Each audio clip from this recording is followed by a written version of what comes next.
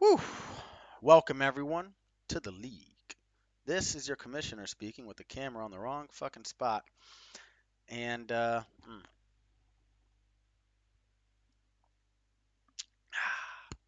it's week 10. Man, it seems just like yesterday. It was week 1 and we were all 0 and 0. It is now week fucking 10. We're starting to get into the thick of things. We are very close to maybe even next week to seeing who is technically mathematically mathematically eliminated and or mathematically in to the playoffs. We are very close to that. I think maybe next week I'll start doing it. At the very least, 2 weeks from now, to week 12, but probably before we get back into the conference play, within conference play. Anyways, with the news, the J news. Everybody in the West won, except for the SC Titans Elite. So now the West, they are all 5-4. I don't think we've ever seen this, even with the South and or the old Central, where all the teams had the same record this far into the season. I think the South or Central was very close to it. Maybe not last year, but the year before that, I think. Um, but yeah, all teams are 5-4, and Voyagers are on top with points by about 55 points ahead of the Finesse. The Finesse are ahead of the Titans Elite by about 80 points. And the Titans Elite are above the Wise Guys by only 4 points. So still very close, and it's anyone's game over here in the West. In the South, every team lost except for the Heaters. The Heaters took advantage and they turned their luck around and they beat their brother on the field last week by 2.5 points. And they needed that win. They've been losing those games, and they finally pulled one out, and it was the big one where everybody else in their conference lost. Yeah, the Quailmen and the Tiger Sharks are really far behind, but to get one up on the Trolls and gain and get right back in with them is big. But the biggest thing is that they've now scored more points on the season than the Trolls, so they now control the South. The Heaters are in control in the South at 5-4. Trolls took a tough loss to the Dumpster Fire last week. And over on in the East, again, Dumpster Fire still doing work. The Rune Dogs took care of the Titans Elite. Thank you, Mandy.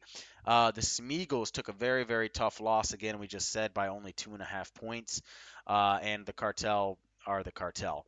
So, yeah. Right now, the playoff picture, we don't have it yet. But right now, obviously, it is the Dumpster Fire and the Vietnam Voyagers actually have the buys as it stands now. And it would be the Rune Dogs versus the Smeagol's and uh, the Trolls versus the Heaters. So right now, even though all the teams in the West are 5-4, the only one that's making it is the top one, is the winner. So, but the funny thing is that the Voyagers are number one in the West with a 5-4 record. I mean, there are how many 5-4 teams? There are seven 5-4 teams.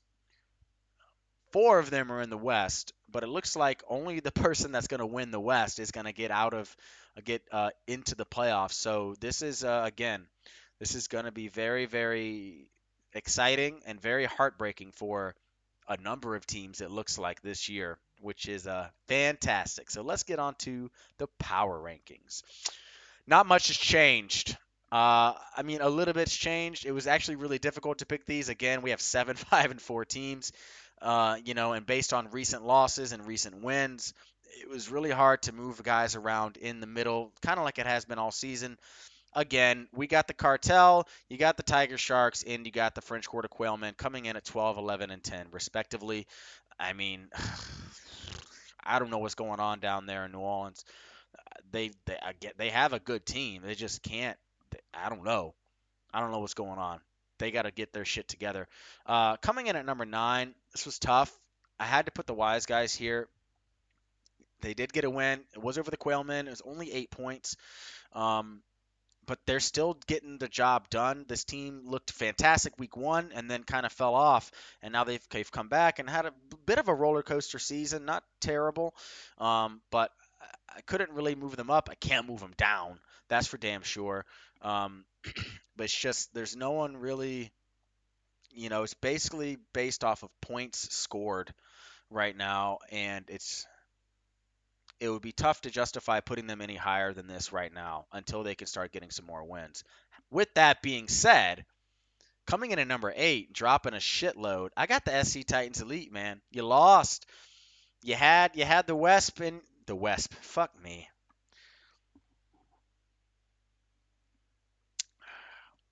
You had the West in your hands and you let it slip through your fingers, and now you're back down to 3rd. So I got to move you down, and with points 4 is kind of what we're going with this week because it's too hard to tell with everything else. Titans Elite coming in at number 8. They got to get a big win this week. Coming in at number 7, not really moving. You got the LA Finesse, another West team. That's where they are, man. I mean, we're right smack dab in the middle of everything, just kind of mediocre. We don't know who's going to come out on top. It's going to be a bloodbath. It's going to be a race to the finish. Coming in at number 6, I had to drop them. I had to. I got the Charleston Trolls. Took a bad loss. It was to the dumpster fire, but they only put up 114 on the week, which, yeah, it probably would have beat a number of most of the other teams last week. But when when the dumpster fire only put up 126, and this is saying something, when they only put up 126, you gotta capitalize. And the Charleston Trolls did not do so, and they allowed the Heaters to take control of the South for the time being. Coming in at number 5, just above them, you got the Vietnam Voyagers. And while they are technically the best 5 and 4 team, I could not rate them again any higher than this because they just beat the Cartel. And while it was the blowout of the week, the Voyagers only put up 104 points in the blowout of the week. That's how shitty the Cartel are. When they only put up, what was it? They put up 58 fucking points. 58.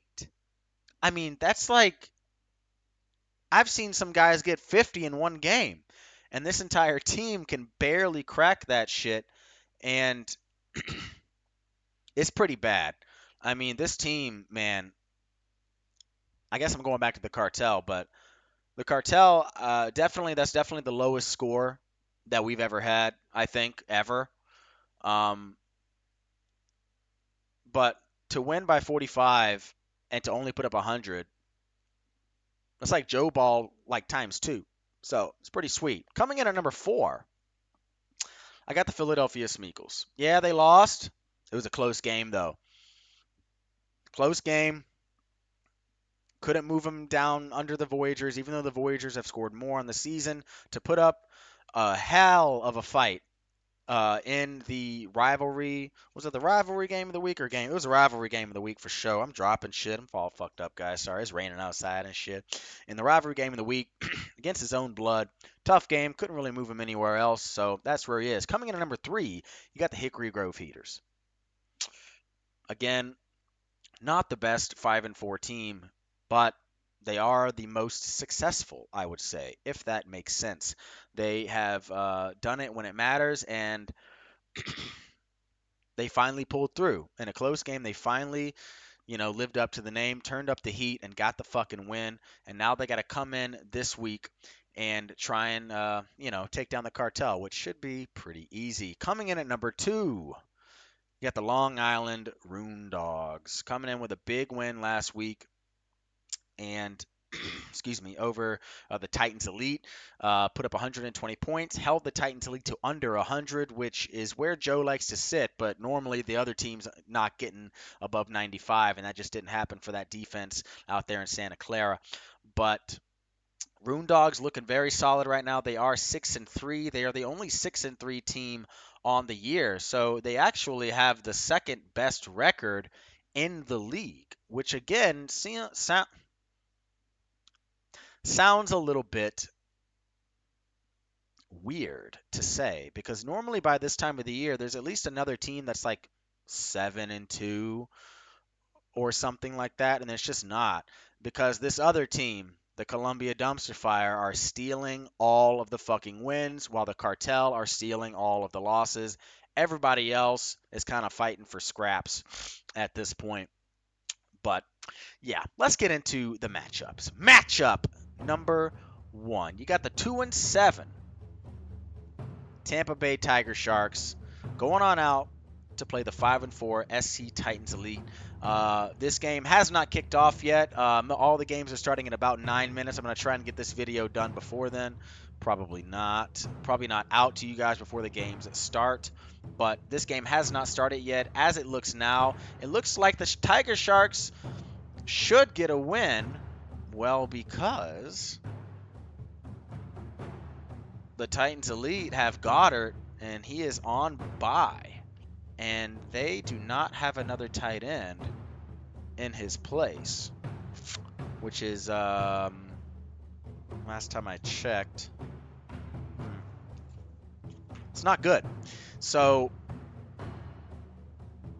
if this blunder by Joe results in a Tampa Bay Tiger Shark win, the Tiger Sharks I doubt it, but they could get something going.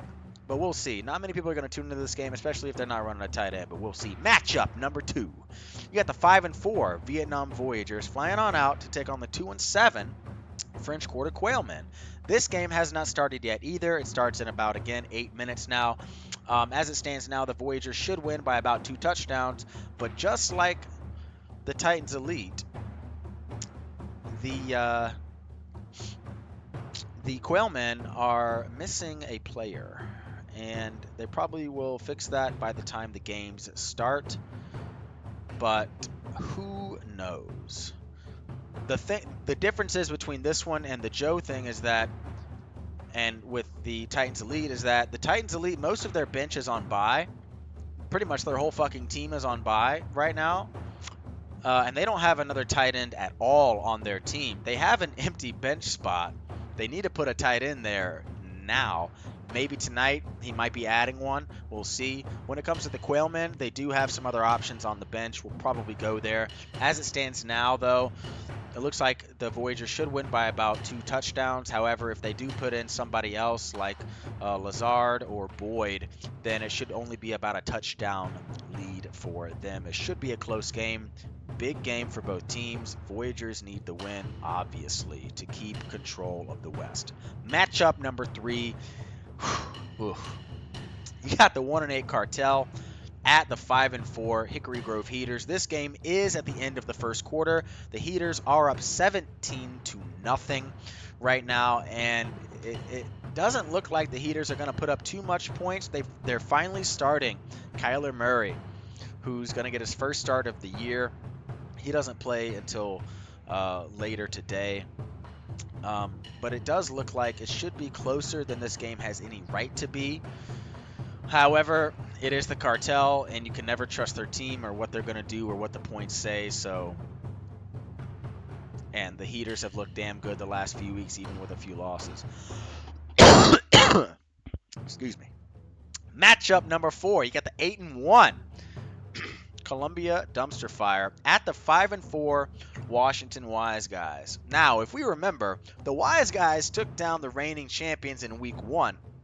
They also, who else did they take down? Somebody remind me.